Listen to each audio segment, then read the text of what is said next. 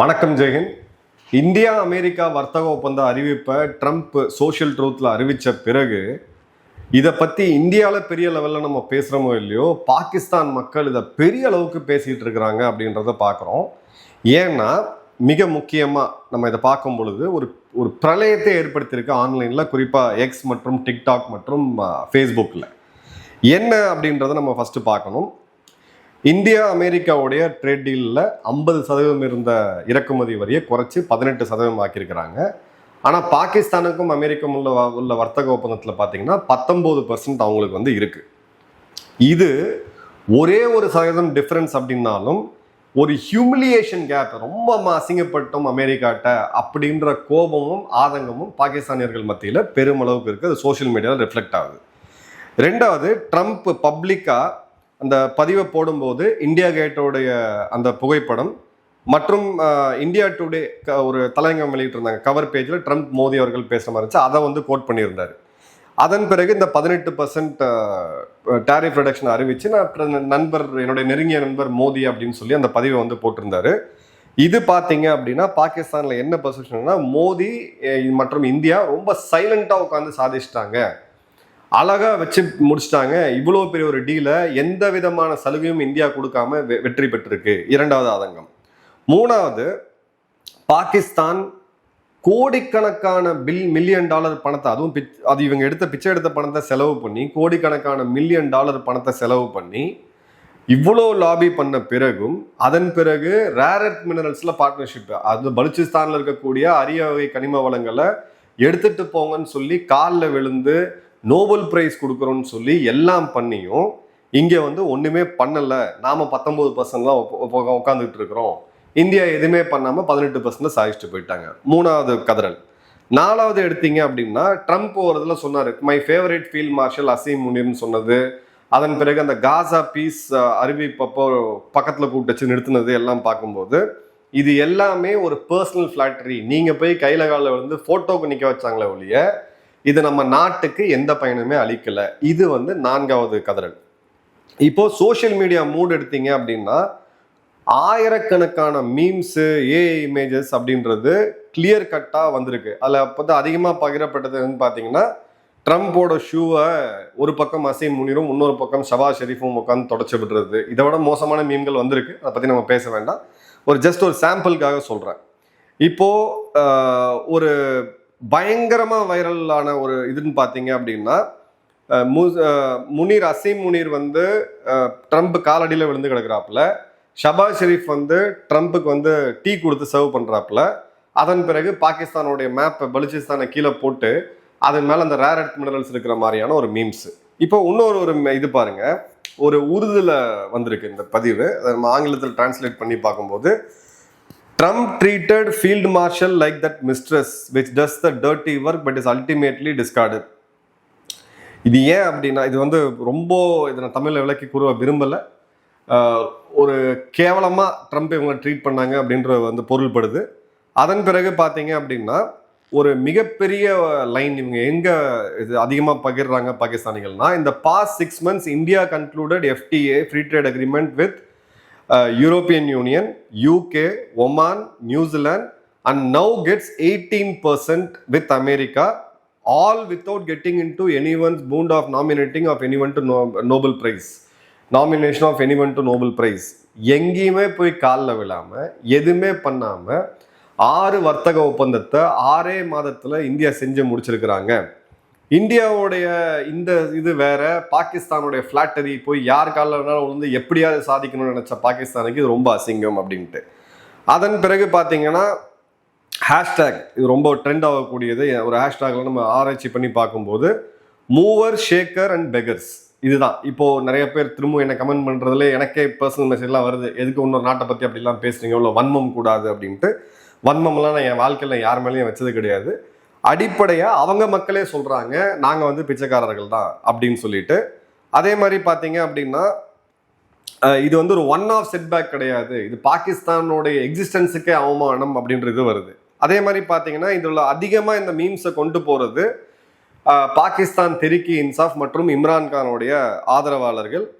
அதே மாதிரி பார்த்தீங்க அப்படின்னா இவங்க குறி வச்சு தாக்குறது ஷபாஸ் ஷெரீஃபை விட அதிகமாக அசீம் முனீரை தான் இவங்க தாக்கிட்டு இருக்காங்க அப்படின்றத பார்க்குறோம். இப்போ பாகிஸ்தானோடைய யூடியூப் அனலைஸ் பண்ணி பார்க்கும்போது, அவங்களுடைய டாக் ஷோஸ் யூடியூப் அனலைஸ் பண்ணி பார்க்கும்பொழுது இவங்க ரொம்ப மார்த்தட்டிட்டு இருந்ததுன்னா, எவ்வளோ அசால்ட்டாக நம்ம ட்ரம்ப்பை டீல் பண்ணிட்டோம், நோபல் பிரைஸ் கிடைச்சா எனக்கு என்ன, கிடைக்காட்டி எனக்கு என்ன, நம்ம பரிந்துரைச்சிட்டோம், நம்ம போய் கனிம வளங்களோட இதை நம்ம போட்டு விட்டோம், ட்ரம்ப்புக்கு வந்து புகழ்ச்சி பிடிக்கும், அதை கரெக்டாக அனலைஸ் பண்ணி எல்லாம் பண்ணாங்க. அதனால தான் இப்போ அமெரிக்கா வந்து இந்தியாவை பின்னுக்கு தள்ளிட்டு பாகிஸ்தான் கூட மீண்டும் 17 வருடம் கழித்து நெருக்கமாயிருக்கு அப்படின்ற கமெண்ட்ஸ் வந்து வருது. அதே மாதிரி பார்த்தீங்க அப்படின்னா கம்ப்ளீட்டாக அந்த இப்போ டிவி ஷோவில் பாட்காஸ்ட்ல பேசின அனைவரும் அப்படியே மாற்றி பேசிட்டு இருக்காங்க. இதெல்லாம் பண்ணி நம்மளால என்ன கிழிக்க முடிஞ்சுது அப்படின்றது வருது. இப்போ வஜாகத் கான் ரொம்ப ஒரு முக்கியமான பிடிஐயோட ஆதரவாளர், நான் ஃபாலோ பண்ணக்கூடிய ஒரு நபர், நிறைய பாகிஸ்தானோட நியூஸை ஓரளவுக்கு ஸ்டேபிளாக பேசக்கூடிய ஒரு மனிதர். அவர் பார்த்தீங்க அப்படின்னா ஒரு இடத்துல ஒரு கமெண்ட் கொடுத்துருக்காரு, நான் படிக்கிறேன், அப்படியே ஒரு எழுதி வச்சிருக்கேன், படிக்கிறேன் பாருங்க. Chai a manager and a shopkeeper and gave them a shopkeepers deal. India came as a partner and walked away with 18% price அப்படின்ட்டு. அதாவது ஒரு மேனேஜர் அசீம் முனீர் மற்றும் ஷாப்கீப்பர், ஒரு பெட்டி கடையோட முதலாளி, இவங்க 2 பேருக்குமே இந்த ஒரு டீல் கொடுத்தது அப்படின்னு பார்த்தீங்கன்னா ஷாப்கீப்பர் டீல் ஒன்று கொடுத்தாங்க. சரி, இந்த பெட்டி கடை வச்சு இடத்துல நீ பொழைச்சிக்கோ அப்படின்னு சொல்லிட்டு. இந்தியா அமெரிக்க உறவு அப்படின்றது இந்தியா உள்ள வந்தது அப்படியே ஒரு ஸ்டைலில் உள்ள வந்தாங்க. பார்ட்னர் கூட்டாளின்ற தகுதியில் அவங்க வெளில போகிறாங்க அப்படின்னு சொல்லி வஜாகத் சொல்லியிருக்காரு. ஸோ பாகிஸ்தானுடைய அளவு உயரம் என்ன அப்படின்றத அவங்களுடைய ஒரு பொலிட்டிக்கல் கமெண்டர் ஜேர்னலிஸ்டே வந்து சொல்கிறாரு. அதன் பிறகு பார்த்தீங்கன்னா ஹம்மத் அசார், பிடிஐயோடைய ஒரு மிக முக்கியமான தலைவர், இவர் என்ன சொல்றாருன்னா 21ஆம் நூற்றாண்டுடைய வெளியுறவு கொள்கை என்ன அப்படின்னா எக்கனாமிக் ஸ்ட்ரென்த், பொருளாதார வளம், டாரிஃப் வரி விகிதம் மற்றும் மார்க்கெட் ஆக்சஸ். இன்னொரு நாட்டோடைய மார்க்கெட் நமக்கு கிடைக்குதா இல்லையா, நம்மளுடைய பொருட்கள் அங்கே ஏற்றி செய்தமா இல்லையா, இதுதான் 21ஆம் நூற்றாண்டுல உண்மையான வளர்ச்சியை தவிர ஆப்டிக்ஸு, பர்சனல் ரிலேஷன்ஷிப்பு, போய் அவங்க ஃபேமிலியை போய் காலில் விழுறது, அவங்கள கூப்பிட்டு வந்து அவங்கள ஷூ தொடச்சி விடுறது, அதே மாதிரி பார்த்தீங்கன்னா இந்த ஃபோட்டோ ஆப்ஸ் பண்ணுறது, கூட போய் நின்று ஃபோட்டோ எடுத்துக்கிட்டு அதை உலகத்துக்கு பப்ளிஷ் பண்ணுறதுல கிடையாது அப்படின்னு அவர் பேசியிருக்காரு. இன்னொரு ஜேர்னலிஸ்ட் இம்ரான் ரியாஸ் கான் பேசும்போது அசீம் முனீரை வந்து கமாண்டர் இன் சீஃபுக்கு பதிலாக சேல்ஸ்மேன் இன் சீஃப் அப்படின்ற வார்த்தையை பயன்படுத்தியிருக்காரு. You can give away Balochistan mineral in wooden boxes but you cannot buy respect. நீ பலுச்சிஸ்தானில் இருக்கக்கூடிய கனிம வளத்தை அந்த மரப்பெட்டியில் போட்டு கொண்டு போய் காமிச்சதை கமெண்ட் பண்ணியிருக்காரு. பலுச்சிஸ்தானில் இருக்கக்கூடிய இயற்கை வளங்களை, கனிம வளத்தை ஒரு மரப்பெட்டியில் போட்டு நீ போய் காமிக்கலாம், ஆனால் வந்து உனக்கு மரியாதைன்றது உனக்கு கிடைக்காதுன்னு சொல்லிட்டு. ஸோ இவங்களுடைய அந்த மன உளைச்சல் என்ன அப்படின்றத நம்ம பார்க்குறோம்.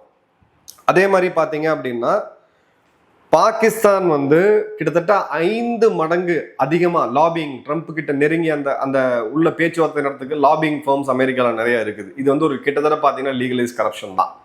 அப்போ அவங்க கிட்ட பேசுறதுக்கு இந்தியாவை விட நீங்க 5 மடங்கு போய் இது பண்ணீங்க, போய் பேசுனீங்க, 5 மடங்கு செலவு பண்ணி நோபல் பிரைஸ்ன்னு சொல்லி போய் காலில் விழுந்து கிடந்தீங்க.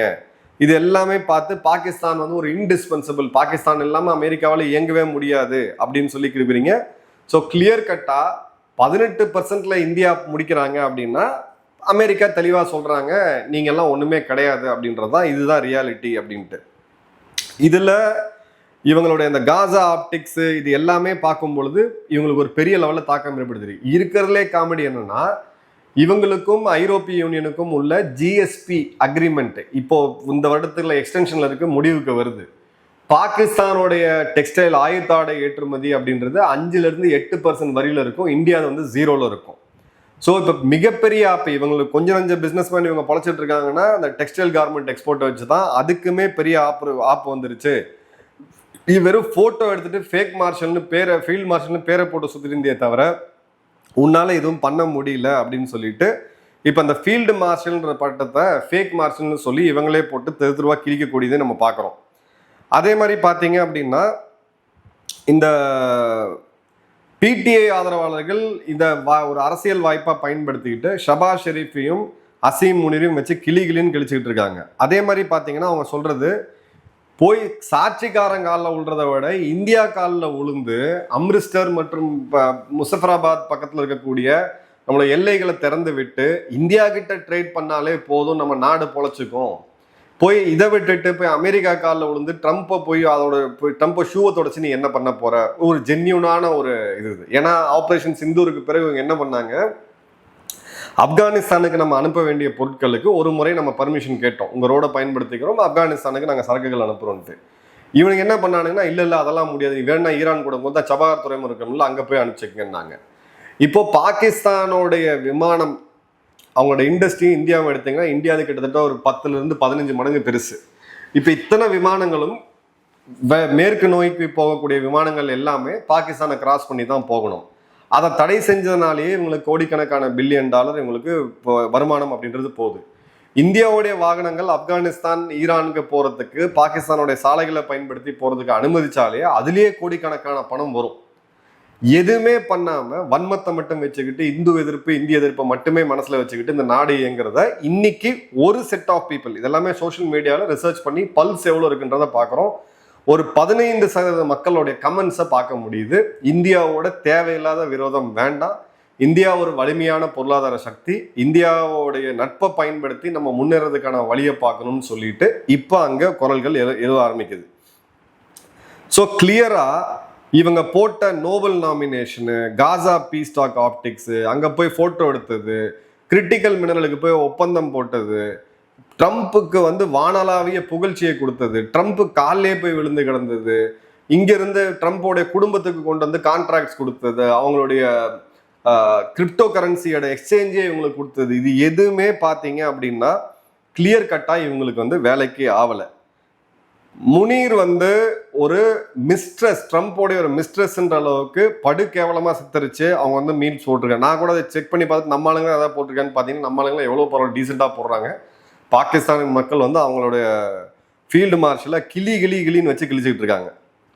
ஸோ இந்த இடத்துல டீ சர்வ் பண்ணுற மாதிரி, அங்கே போய் ஷூ துடைக்கிற மாதிரி, இன்னும் வார்த்தைகளே விவரிக்க முடியாத அளவுக்கு கிளியர் கட்டாக இருக்குது. இதில் ஒரு மீம்ஸ் பார்த்தீங்க அப்படின்னா ட்ரம்ப்பும் மோதியும் சேர்ந்து அசீம் முனீரை காதை பிடிச்சி திருகிற மாதிரியான மீம்ஸ் எல்லாம் இருக்குது. அதே மாதிரி பார்த்தீங்கன்னா ஃபீல்டு மார்ஷல்ன்ற பேரில் இவரை ரொம்ப கிளியர் கட்டாக போட்டு தாக்குன்னு தாக்கி இது பண்ணுறாங்க. அதன் பிறகு இவங்களுடைய அந்த சோஷியல் மீடியா பல்ஸில் இவங்க நாட்டோடைய பொருளாதாரம், இந்த நாட்டை எப்படி அசீம் முனீர் குழி தோண்டி புதைக்க போகிறான் அப்படின்றத இவங்க தெளிவாக பார்த்துட்டு இருக்காங்க. அது நகைச்சுவை உணர்வாக, ஒரு ஆதங்கத்தோட, ஒரு கவலையோட, ஒரு விரக்தியோட, நகைச்சுவையோட பாகிஸ்தானிகள் இப்போ பண்ணுறது தெரியுது. கொஞ்சம் வெயிட் பண்ணுங்க, சில விஷயங்களை நான் ப்ரீஎம் பண்ணி சொல்ல முடியாது. இன்னும் சுவாரஸ்யமாக, இன்னும் பாகிஸ்தானோடைய அசீம் முனீர், இதுக்கு முன்னாடி அயூப் கானா இருந்தாலும் சரி, யாயா கான், அதுக்கு பின்னாடி வந்த பர்வேஷ் முஷரஃப், இவங்களை விட ஒரு மோசமான முடிவு அசீம் முனீருக்கு நிச்சயமா காத்துக்கிட்டு இருக்கு. அது இந்தியாலாம் பண்ணணும் அவசியமே இல்லை, அவங்க மக்களே பண்ணுவாங்க. அது வரைக்கும் இந்த காமெடியை நம்ம பொறுமையா நின்று ரசிப்போம். நன்றி, வணக்கம், ஜெயன்.